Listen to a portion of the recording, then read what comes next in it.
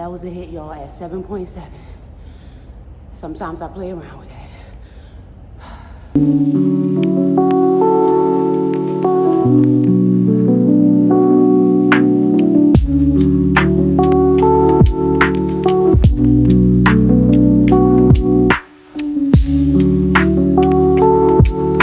You know, I was thinking, we always are wrapped around, the calorie intake number, as we should. It's definitely an important system for us to manage weight, the most important. But within us being wrapped up in the calorie counting, which consumes our minds around what specific foods to eat, this, that, the third, we really get wrapped up into like the type of food. Don't eat this type of food. Don't eat that type of food. When in theory, in overall concept, if you can really eat what you want if you stay within your caloric allowance, your caloric deficit, your maintenance caloric allowance, whichever lane you're in. But if you are in accordance with your caloric allowance, you should be able to eat what you want, right? This is how I'm thinking, and this is like the goal I'm aiming for, for overall maintenance satisfaction. I want to eat what I want, just manage within my caloric allowance, y'all. That makes life worth living. Know about you, but I don't want to completely restrict myself on all types of food my entire life, just so I could be 120, 125 pounds, and as soon as you off of the medication for 4 weeks and, you decide to eat something that might be outside of your bounds, shoot up 1-2 pounds, fluctuating, comes into the game, all the things. And it's mental tyranny. It's mental tyranny. I'm just like, if we can just get our minds in a complacent state of acceptance, food acceptance, caloric acceptance, rather than restriction to the highest level, I think many of us will be able to sustain successful maintenance with limited fluctuations. Just my thoughts. I know my goal is, like I said, to be able to eat freely, but within my caloric allowance.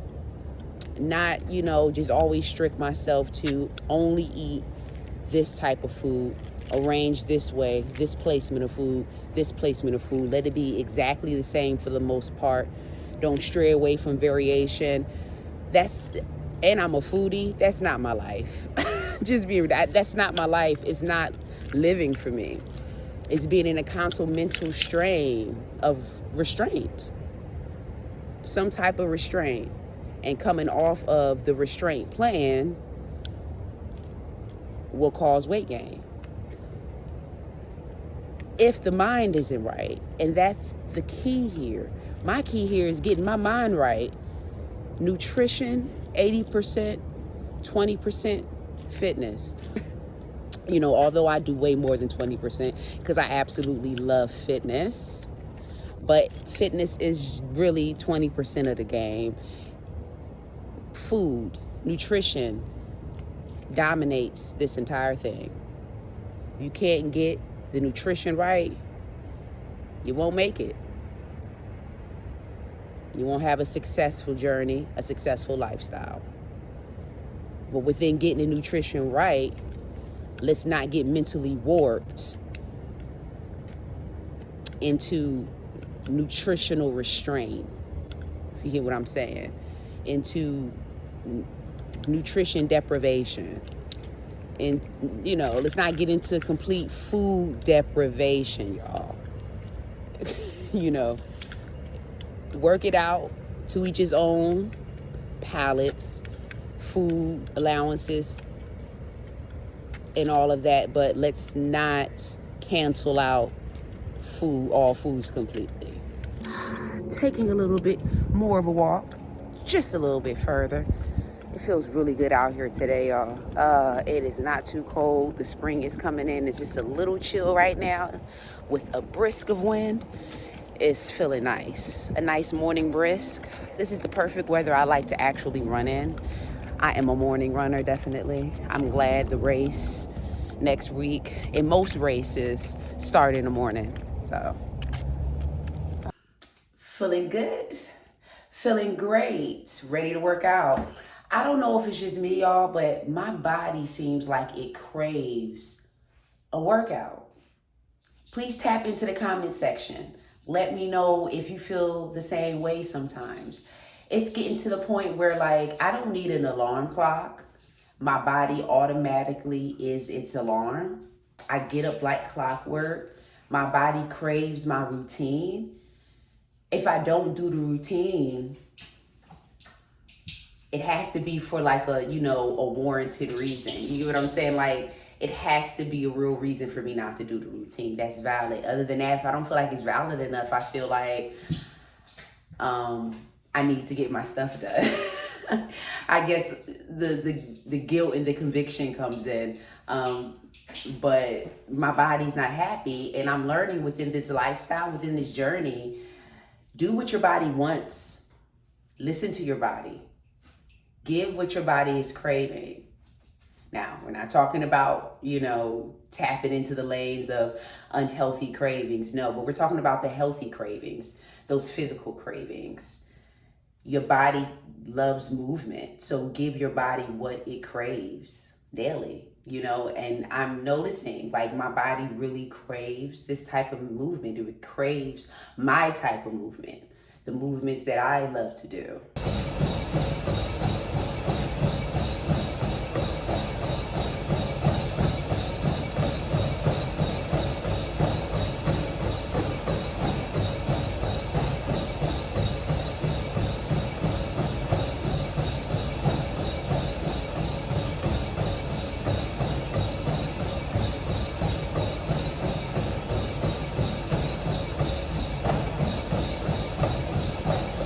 That was a hit, y'all, at 7.7.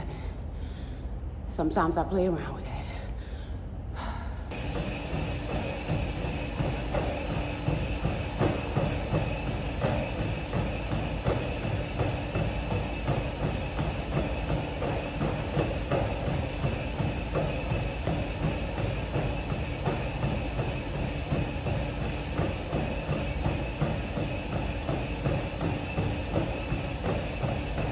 I just finished a 5-mile run, you guys, in 60 minutes. And now I'm out here catching this brisk, cold air. It feels so amazing. So I'm going to be pretty much good. I just wanted to hit a major training run before the race next week. I'm not going to push it too hard. I don't want to mess anything up because I always have issues with this right knee. I might have to get a compression sock for this knee because it's starting to act up in the last mile. And I had to lower my speed.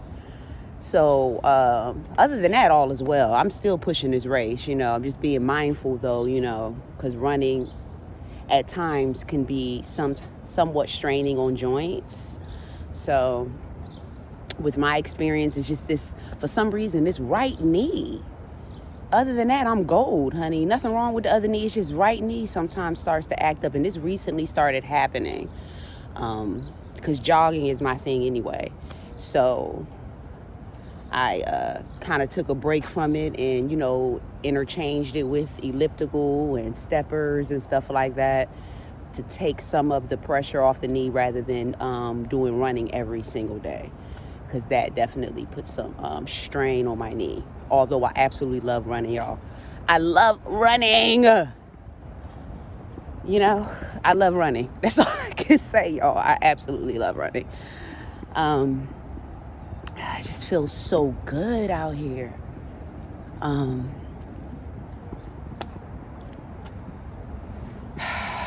was everything. It's all I can say. My run was everything. About to get it together and get ready for my doctor's appointment.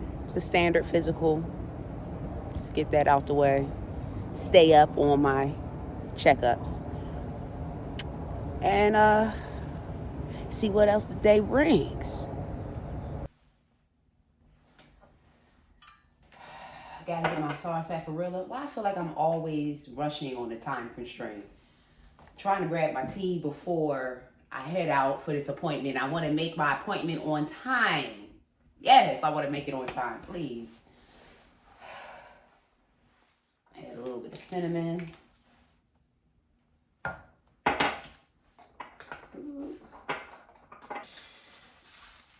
Splenda.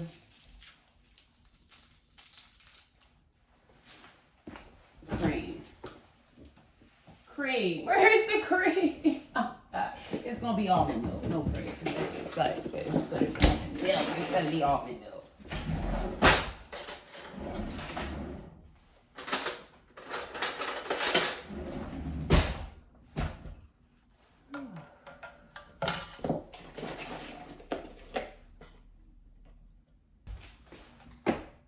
Finish my tea, y'all. Let's go to this doctor's appointment. Goodness. It is beautiful out here. Finally feels like spring. Trying to take it all in, although I'm in a rush, y'all. My goodness. I hate being so glued to the time. I feel like that's my life. My life completely operates on times.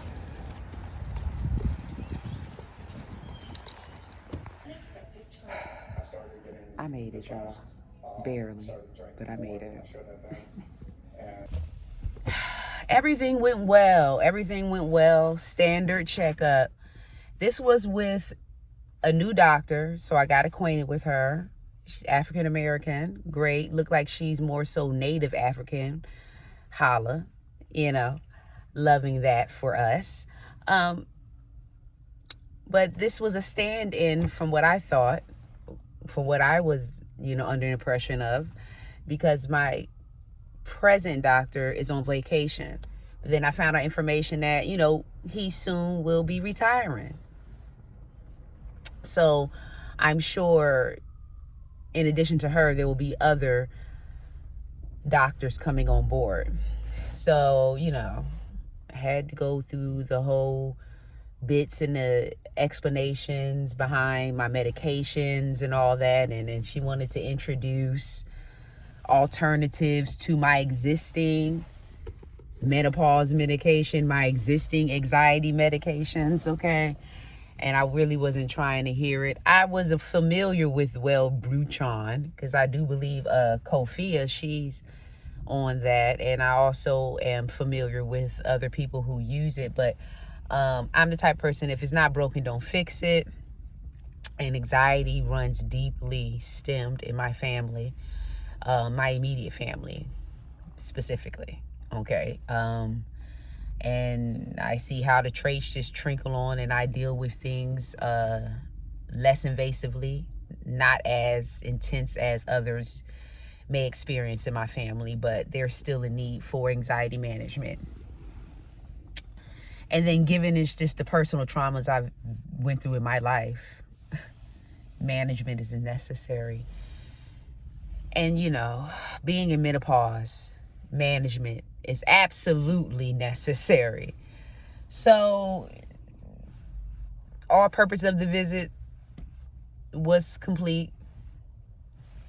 And I just like to have my regular checkup every 6 months, and with my gynecologist every year. My gynecologist appointment is in a couple days. I pretty much have these back to back. And it's funny, ironically, both offices are at the same location. They're in the same building. They're just down the hall from each other. How about it? Okay. 2 birds with 1 stone. I hate saying that. When you think about it, y'all, think about it. People use that in a humorous way, but is it really funny? I get it, but I think I'm gonna stop using it. See you in the next video. Be real.